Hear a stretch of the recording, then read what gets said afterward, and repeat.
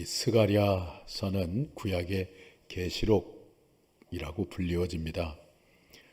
그래서 스가랴서는 환상의 계시를 보여주고 있는 선지서인데 8가지의 환상이 있습니다. 그 중에 오늘 본문은 7번째 환상으로 어떤 배경에서 이 환상을 보여주고 있는가? 그것은 이스라엘 백성들이 마땅히 섬겨야 할 하나님을 섬기지 아니하고 섬기지 말아야 할 우상을 숭배한 까닭에 완전히 타락해 버렸고, 그것 때문에 바벨론에 끌려가서 70년 동안 포로 생활을 하게 되었습니다. 그런데 이제 바벨론의 시대가 지나가고 페르시아 시대가 이제 다가오면서 페르시아의 왕이었던 고레스의 칙령에 의해서 이제 이스라엘의 복역 기간이 끝나고 포로에서 귀환하게 됩니다. 1차, 2차, 3차로 이렇게 귀환하게 되어지는데 1차 귀환이 BC 538년에 이제 귀환을 해서 학개와 스가랴의 지도하에 그렇게도 꿈에 그리던 신앙 회복의 의미를 담고 있는 그 무너진 성전을 건축하기 시작했습니다. 근데 성전을 이렇게 건축을 하려고 하는데 사마리아 사람들이 집요하게 방해를 합니다. 그래서 성전을 건축하고 이제 주춧돌을 막 놓았는데 거기서 그만 중단하고 말았습니다. 그렇게 중단한 지가 14년이 지났는데 그 사이에 포로에서 돌아온 이 유대인들은 자기 집을 반듯하게 짓는데 혈안이 되어 있었습니다. 그들의 그러한 모습에 대해서 하나님께서 이 스가랴 선지자를 통해서 책망을 하는 내용이 오늘 본문의 내용입니다. 오늘 말씀을 들으면서 우리는 아픔을 느끼기도 하고 또 어떤 경우에는 시원함을 느끼기도 할 것입니다. 그러나 그 모든 것을 하나님의 말씀으로 들으면 다 은혜가 될 줄로 믿습니다. 그러면 이 에밧 속의 여인의 환상이 의미하는 것은 무엇일까요? 첫째는 영적 세계를 보아야 함을 의미합니다. 오늘 보면 5절 말씀을 다 같이 한번 보겠습니다.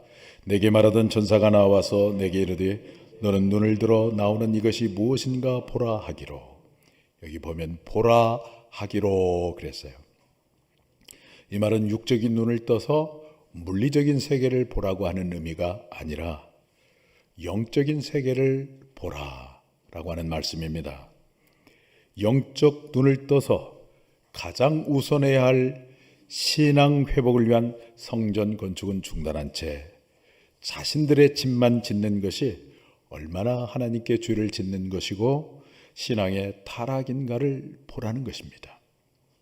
삶이 힘들수록 거센 세상의 도전과 방해가 있을수록 우리가 보아야 할 것은 바로 영적 세계입니다. 다시 말하면 관점을 디자인하는 것입니다. 요즘에 우리에게 도전을 주는 신선한 책이 있는데 관점을 디자인하라라고 하는 책이 있습니다. 똑같은 환경과 상황이지만 관점을 이렇게 바꾸어서 보면은 보이지 않던 것이 보이게 되어지고 화려함으로 포장된 허구를 넘어서 진정한 삶의 실제가 무엇인가가 보여집니다. 여기서 선지자가 영적 세계를 보라고 하는 말은 이와 같이 관점을 디자인하라는 것입니다. 육의 눈으로 보이는 것이 전부가 아니라 화려함과 안정감으로 포장된 현실이 얼마나 사상 누각과 같은 허구인가를 보라는 것입니다.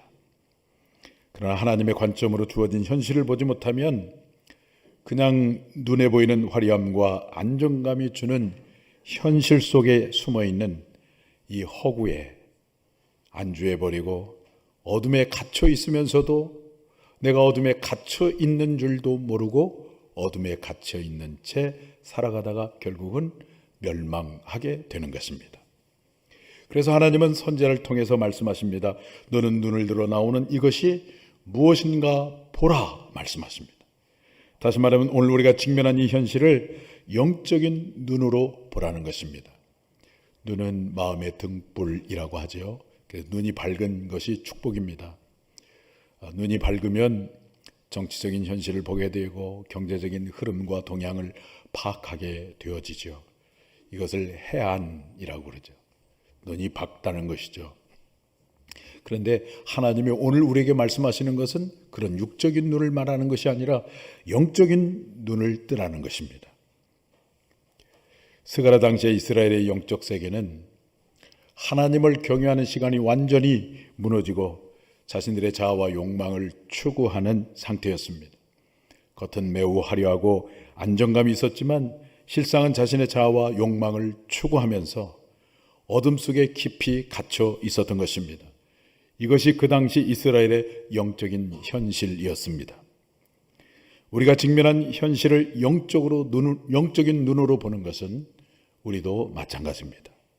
하나님 앞에서 정직하게 나의 영적 상태를 보는 것입니다.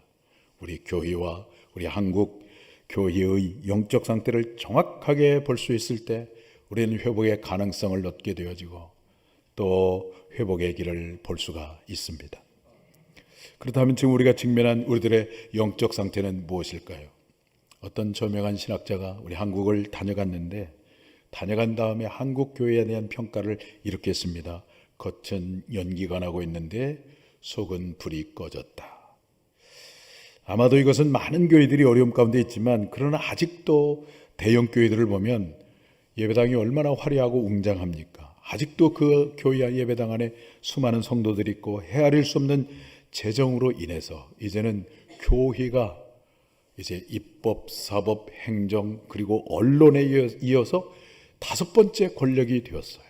그래서 많은 권력가들 또 정치인들이 교회의 눈치를 보는 그런 교회가 되었습니다. 그래서 연기가 나는 것처럼 보여지지만 사실은 속에는 성령의 불이 꺼져가고 있다고 하는 것입니다. 오늘 우리들의 교회는 요한계시록 2장과 3장이 나오는 7교회 가운데 맨 마지막 교회인 라오디게아 교회의 모습이라고 말할 수 있습니다.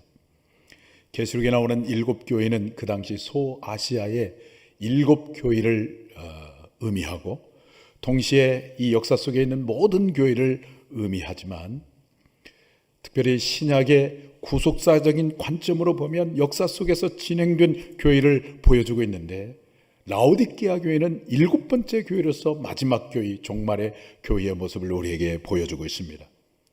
라오디게아 교회의 특징은 첫째는 민중이 주인이 된 교회입니다. 인본주의의 교회입니다. 라오디게아라고 하는 원문의 의미는 민중의 비율을 맞춘다 그런 뜻입니다. 하나님 중심의 교회에서 사람이 중심이 된 교회, 인본주의 교회의 모습으로 하나님의 생명이 사라지고 하나님의 영광이 점점 희미해져 버린 교회를 말합니다. 그런가 하면 라오디게아 교회는 금융업이 발달해서 배금 사상이 팽배하였고 양모가 발달해서 의료 제조업의 중심지가 되었고 안악의 특효로 유명한 곳이었던 만큼 물질이 매우 풍부한 도시였기 때문에 라오디게아 교회도 물질의 풍요를 누리고 있었고 스스로 부자라고 여기는 그야말로 세속화된 교회였습니다. 그러나 영적으로 우리 예수님이 볼 때는 어땠어요? 눈이 멀었고 가련하고 벌거벗었다고 이렇게 말씀하고 있지 않습니까? 라오디게아 교회는 죽음 이후에 천국과 지옥, 주님의 재림과 주님의 심판과 하늘의 상급과 하늘의 영광은 별로 중요하지 않았습니다. 어떻게 하면 이 땅에서 여기에서 잘 먹고 잘 사느냐, 소위 관심의 세속화가 가득한 교회였습니다. 겉은 화려하지만 하나님 중심의 교회가 아니라 사람이 중심이 된 교회, 하나님의 임재보다는 물질을 추구하는 세속화된 교회, 이것이 하나님의 계시를 통해서 우리에게 보여주고 있는 이 종말의 교회, 지금 우리가 직면하고 있는 교회의 모습이라고 말할 수 있습니다. 그렇다면 어떻게 인본주의 교회에서 하나님 중심의 교회로, 세속화된 교회에서 하나님의 임재가 가득한 영적으로 부유한 교회가 될 수 있겠습니까? 여러분, 그러기 위해서는 우리 모두가 깨어 있어야 합니다. 주님이 재림한다는 것은 알고 있었지만 주님의 재림을 준비하지 못하다가 재림하신 주님을 맞이하지 못했던 미련한 5 처녀가 아니라 기름통에 기름을 가득 준비해 놓고 주님이 재림할 때 불을 밝혀서 주님을 맞이했던 그 슬기로운 5 처녀처럼 우리 날마다 깨어 있어야 되는 것입니다. 그 깨어 있는 것이 무엇이겠습니까? 하나님과 인격적인 바른 관계 속에서 어떤 환경 속에서도 하나님의 주권을 인정하고 하나님의 말씀에 순종함으로 하나님의 선한 인도함을 받는 삶, 이것이 바로 깨어 있는 삶입니다. 다른 말로 말씀을 드리면 성령 충만한 삶인 것입니다. 성령의 통치와 지배를 우리가 계속해서 받는 거예요. 성령님은 영이십니다. 그러나 하나님이십니다. 인격이신 하나님이십니다. 그러나 보이지 않습니다. 성령이라고 하는 헬라 말이 퓨누마라고 그러는데 바람도 퓨누마예요.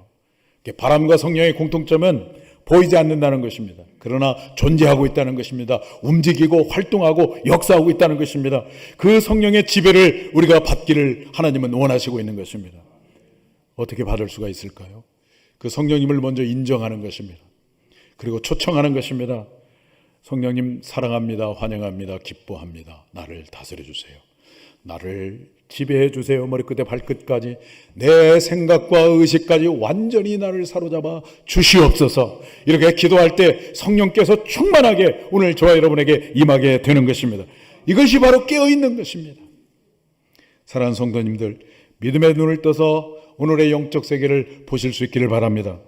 오늘의 시대는 하나님의 임재가 떠난 세속화된 시대입니다. 하나님의 생명이 떠난 인본주의의 시대입니다.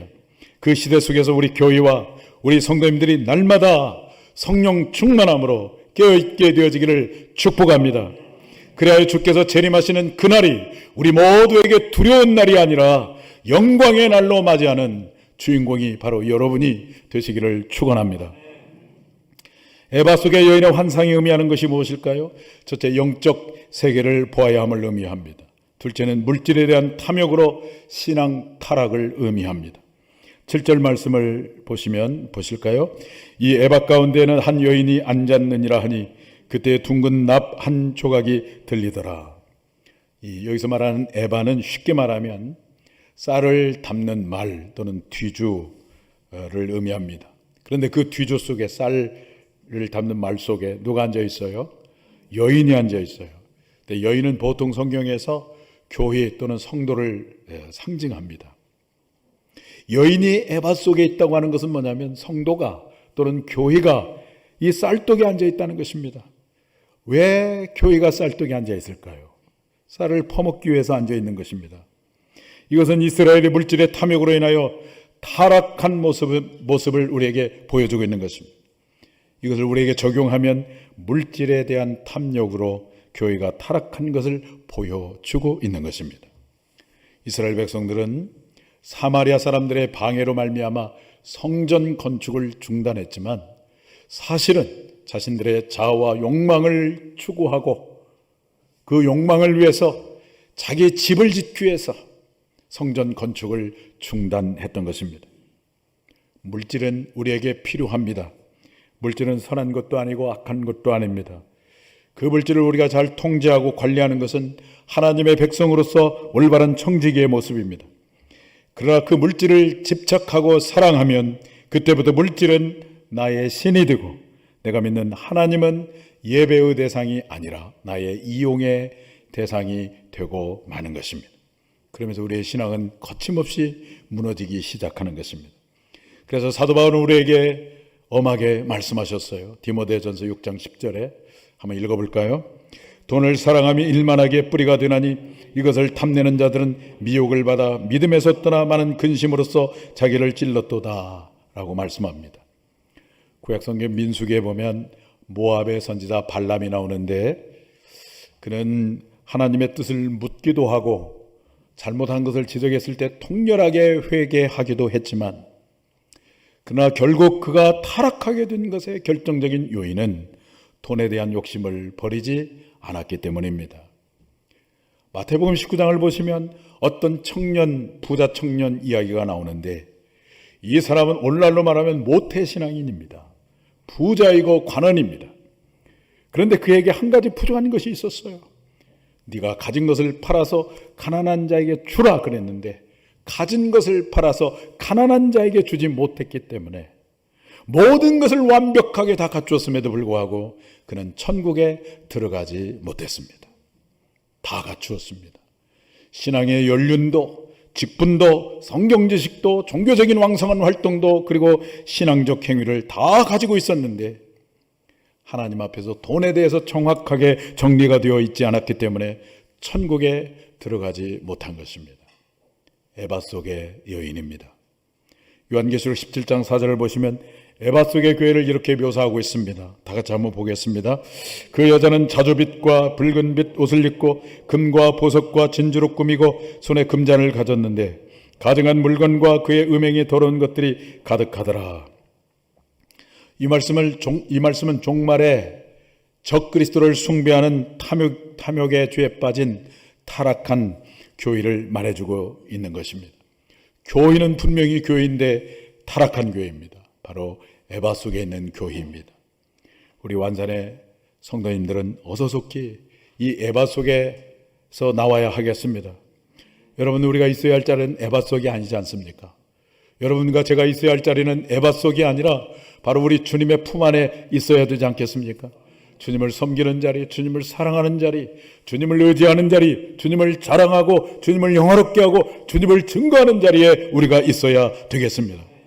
손에 있는 부귀보다, 이슬 같은 목숨보다 주님을 더 사랑함으로 하나님의 주목을 받고 에바 속에서 주는 달콤한 세상의 유혹과 결코 비교할 수 없는 하늘의 신령한 복을 날마다 누리며 살아가는 우리 교회, 우리 모든 성도님들이 되시기를 주님의 이름으로 축원합니다. 에바 속의 여인의 환상이 의미하는 것이 무엇일까요? 첫째, 영적 세계를 보아야 함을 의미합니다. 둘째는 물질에 대한 탐욕으로 신앙 타락을 의미합니다. 세 번째는 물질에 대한 탐욕의 죄로 인한 심판을 의미합니다. 8절 말씀을 다 같이 보겠습니다. 그가 이르되 이는 악이라 하고 그 여인을 에바 속으로 던져넣고 납조각을 에바 아귀 위에 던져 넣더라. 에바 가운데 있는 여인이 쌀을 퍼먹고 있을 때 그것이 악이기 때문에 납조각을 던져놓고 그 입구를 막아버린다고 하는 말은 심판을 의미하는 것입니다. 에바 속의 여인이 쌀을 먹고 있을 때 납조각으로 입구를 막아버립니다. 그러면 어떻게 되겠습니까? 숨이 막혀 죽어버립니다. 납으로 한번 닫힌 에바 입구는 다시는 열리지 않습니다.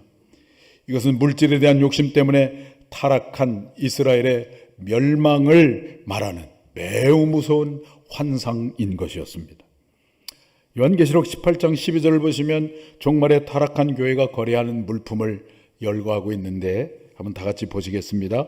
그 상품은 금과 은과 보석과 진주와 세마포와 자주 옷감과 비단과 붉은 옷감이요 각종 향목과 각종 상아 그릇이요 값진 나무와 구리와 철과 대리소로 만든 각종 그릇이요 그랬어요. 이 거래 물품이 무엇입니까? 금, 은, 보석, 진주, 세마포, 옷감. 그리고 계시록 18장 13절을 보시면 또 거래하는 또 하나의 물품을 우리에게 소개하고 있는데 바로 사람들의 영혼이라고 이렇게 말씀을 합니다.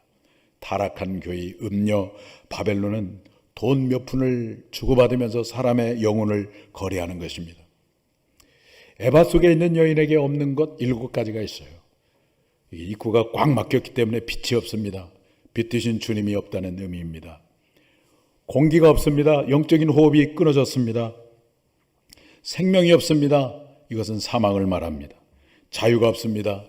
죄에게 종노릇함을 의미합니다. 소망이 없습니다. 남은 것은 심판뿐입니다. 청각이 없습니다. 마땅히 들어야 할 하나님의 말씀이 들리지 않습니다. 시각이 없습니다. 마땅히 믿음의 눈을 떠서 봐야 할 영적인 세계가 보이지 않습니다. 영적인 맹인인 것입니다. 이 모든 걸 다 종합하면 무엇입니까? 바로 심판을 말하는 것이죠. 여러분, 우리는 성경에서 이와 같은 모습을 가지고 있던 분들의 종말을 이미 잘 알고 있습니다. 아이성 전투에서 이스라엘에게 패배를 안겨주었던 사람, 노량문들은 다 하나님께 바쳐진 물건이기 때문에 그 어떤 것을 가져도 안 된다고 경고했음에도 불구하고 저 세일산의 외투 한 벌이 욕심이 나고 은 200세겔과 금 50세겔이 욕심이 나서 그것을 취하는 바람에 여리고성과는 비교할 수 없는 조그마한 아이성 전투에서 이스라엘 전체의 패배를 안겨주었던 아간, 그의 최후가 완전히 죽게 되고 돌무덤이 되었던 것을 우리는 잘 알 것입니다. 엘리사를 통해서 병고침 받았던 나아만이 그 은혜에 감사해서 선물을 전달해 줬는데 그 선물을 중간에 가로챘던 엘리사의 종 게하시, 하나님보다는 사람들의 평판이 더 중요했던 삶을 살다가 비참한 최후를 맞이했던 이스라엘의 초대왕 사울, 은 30에 주님을 팔아먹고 자살한 가룟유다, 교회에게 인정받기 위해서 재산의 절반을 드리고 재산의 전부를 드렸다고 거짓말하다가 하나님의 심판을 받고 즉사했던 초대교회의 아나니아와 삽비라, 이들이 바로 그러한 모습입니다. 이들 모두는 물질 탐욕 때문에 비참한 최후를 맞이한 것을 알 수가 있습니다. 결국 물질 탐욕에 주는 무서운 심판으로 이어지는 것을 우리에게 보여주고 있는 것입니다. 그래서 누가복음 16장 13절에 우리 주님께서 우리에게 말씀하셨어요. 하나님과 재물을 겸하여 섬기지 말아라. 재물은 분명히 매력적인 것입니다. 우리를 편리하게 하고 부유하게 하고 안정감을 갖게 만듭니다. 그러나 물질을 사랑하면 우상 숭배에 빠지는 것이고 결국은 그것 때문에 멸망하게 되는 것입니다. 우리는 끊임없이 이와 같은 에바의 유혹 속에 살아갑니다. 쌀통의 유혹, 돈통의 유혹이 얼마나 많은지 모릅니다. 여러분, 이 유혹에서 비껴갈 수 있는 사람이 있을까요? 아무도 없습니다. 우리가 깨어있지 아니하면 그 누구도 이 유혹을 이길 수 있는 사람은 아무도 없습니다. 교회를 또는 노예를 대표하는 분들 가운데 보면 돈 얼마를 받고 그 신앙의 양심을 버리는 사람들이 있는 걸 봅니다. 정의와 진리를 버리는 사람들이 적지 않은 것을 봅니다.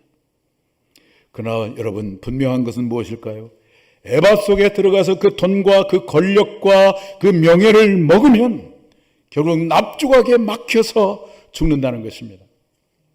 우리 완산의 성도 여러분, 우리는 에바 속에서 속히 나와 하나님의 현존, 하나님 주시는 진짜 하늘의 복을 누리는 우리 모든 성도님들이 되시기를 축복합니다. 어떻게 이 에바 속에서 나올 수가 있겠습니까? 하나님을 이용해서 나의 욕망을 추구하는 것이 아니라 나를 희생해서 누군가를 내 마음에 품고 기도하며 섬기는 거예요. 교회와 목장을 위해서, 목장 식구를 위해서 기도하고 섬기는 것을 지속적으로 해보는 것입니다. 우리 교회 학교 아이들을 내 마음에 품고 그들을 위해서 눈물을 흘며 기도하며 섬기는 것을 단위적인 것이 아니라, 이벤트가 아니라 지속적으로 해보는 거예요. 주님이 다시 오시는 그날까지 우리가 그런 삶을 살아가는 것입니다. 에바 속에 들어갈 여지가 완전히 우리에게 사라지게 될 것입니다. 또 한 가지, 에바 속에서 나오기 위해서는 하나님의 나라와 의를 구하는 것을 여러분의 삶의 가장 우선순위로 정하여 그렇게 살아가는 것입니다. 잃어버린 영혼을 구원하기 위해서 나의 시간과 물질의 희생을 하나님 앞에 지속적으로 드리는 것입니다. 1년에 한 번 드리고 그렇게 하는 것이 아니라 지속적으로 드리는 거예요. 하나님 나라와 의를 구하는 것은 하나님의 소원인데 그 하나님의 소원이 나의 소원이 되고 하나님의 목적이 나의 목적이 되고 하나님의 꿈, 하나님의 비전이 나의 비전이 되어서 그렇게 끊임없이 살아가는 거예요. 끊임없이. 그렇게 살아가는 저와 여러분이 되어지기를 바랍니다. 그럴 때 이 세상이 주는 것과 비교할 수 없는 차원과 질이 다른 하늘의 기쁨을 맛보며 살아가게 될 것입니다. 사랑하는 성도 여러분, 스가랴 선지자가 주시는 이 말씀은 그 당시 타락한 이스라엘에게 주신 말씀이요, 동시에 지금 우리에게 주신 말씀입니다. 어쩌면 저를 포함한 우리 모든 성도님들이 이 말씀을 듣기가 좀 힘들었을지 모르겠습니다. 그러나 우리 모두가 이 말씀을 내게 주시는 하나님의 말씀으로 받고 오직 주님 한 분으로 만족하고 한 영혼을 사랑하고 섬기는 삶을 살기로 결심하고 그렇게 살아간다면 에바석과 결코 비교할 수 없는 크고 넓고 높은 하늘의 복, 하나님의 현존의 축복, 천국의 현재를 누리며 살아가는 은혜가 우리 모두에게 임하게 될 것입니다. 이와 같은 축복이 우리 모든 성도님들에게 임하게 되기를 주님의 이름으로 축원합니다.